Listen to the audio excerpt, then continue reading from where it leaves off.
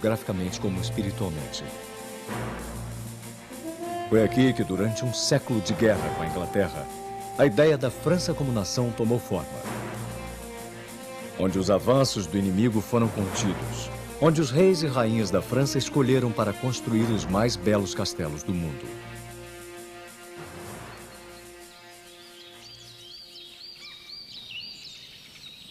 O ano 1520. A França prospera com seu novo rei, um jovem com gosto pela arquitetura, belas mulheres e pela caça.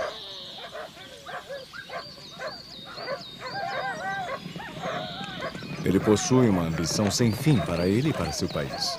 Ele espera um dia ser imperador, um outro Carlos Magno, e está determinado a fazer da cultura francesa o orgulho da Renascença europeia.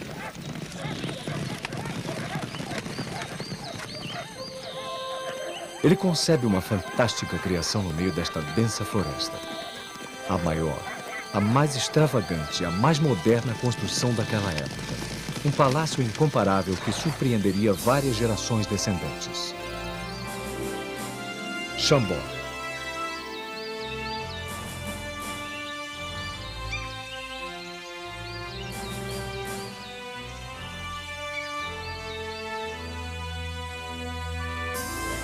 Com suas inúmeras torres e cúpulas, o castelo tem sido comparado tanto a um tabuleiro de xadrez superlotado como a uma mulher de cabelos esvoaçados pelo vento. Certamente o jovem rei romântico de cujo sonho nasceu Chambord teria preferido a última comparação.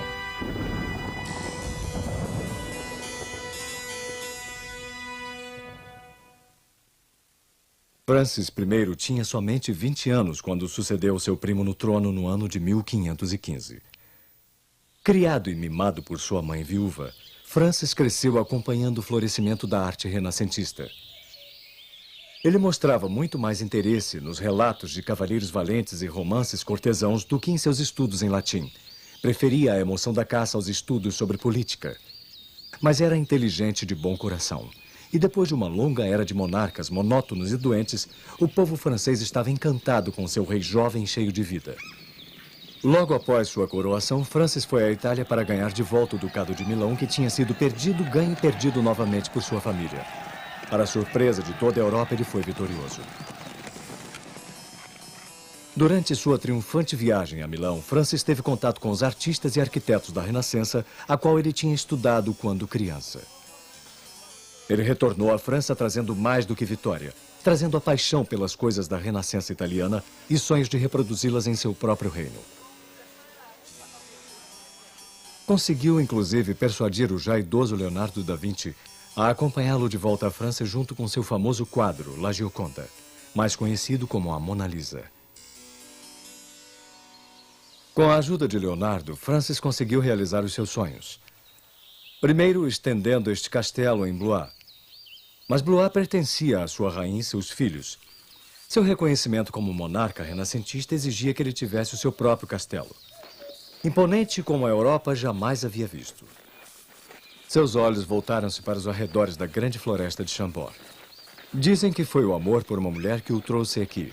Seu romance proibido com uma bela condessa que morava nas redondezas. É bem provável que a abundância de animais de caça tenha atraído Francis a Chambord.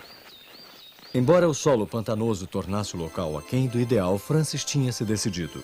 Seu castelo se ergueria neste local.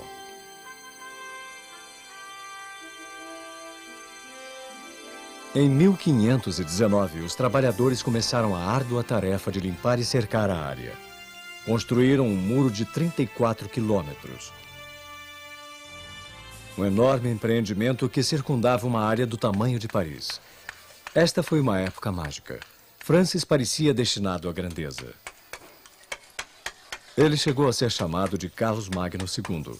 Mas na Alemanha, um outro jovem estava assumindo uma posição de poder. Um novo líder do Sacro Império Romano, Charles V. Com apenas 19 anos, controlava a Alemanha e a Espanha, mas desejava mais. A França e seu rei ambicioso eram um obstáculo.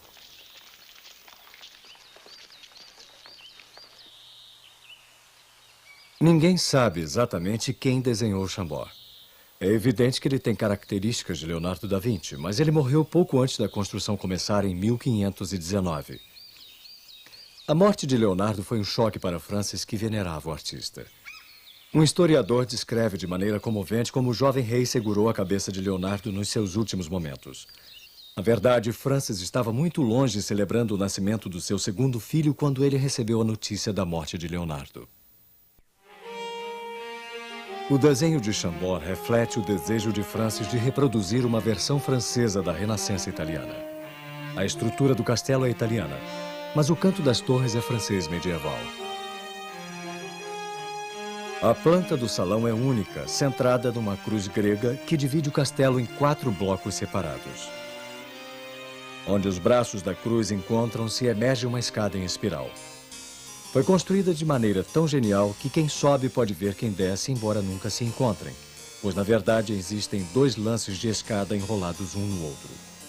Um símbolo do gênio de Leonardo da Vinci. Estes desenhos de Leonardo mostram uma escada desenhada com 4 lances distintos. Supõe-se que o grande artista a desenhou para Chambord, porém o chefe dos pedreiros que supervisionou a construção do castelo simplificou o desenho para 2 lances. A escada ainda é um portento de engenhosidade e ingenuidade até hoje. O castelo seria tudo o que Francis tinha esperado. Uma surpreendente combinação da tradição francesa, da Renascença italiana e do gênio e extravagância de Leonardo.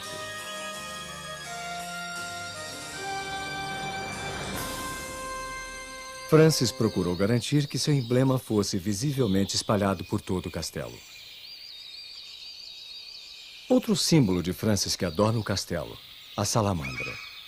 Conforme a lenda, a salamandra andava pelo fogo ilesa.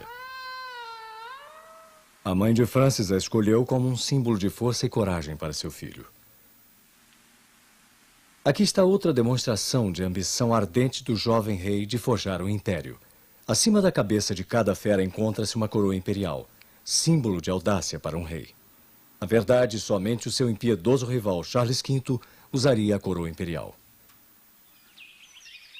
Francis e seu castelo pagariam caro por sua ambição imperial.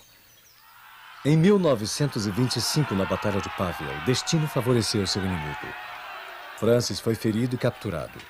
Durante um ano, ele sofreu numa prisão espanhola e a construção de Chambord ficou estacionada. Em 1526, Francis conseguiu voltar para Chambord, mais ansioso do que nunca para terminar seu palácio. Ele havia pago um preço alto por sua libertação. Charles V ganhou parte da França e os 2 filhos de Francis foram como reféns. Provavelmente foi durante essas visitas à área de construção que Francis decidiu adicionar 2 alas ao castelo. Talvez só então ele tenha notado que a perfeita simetria de sua estrutura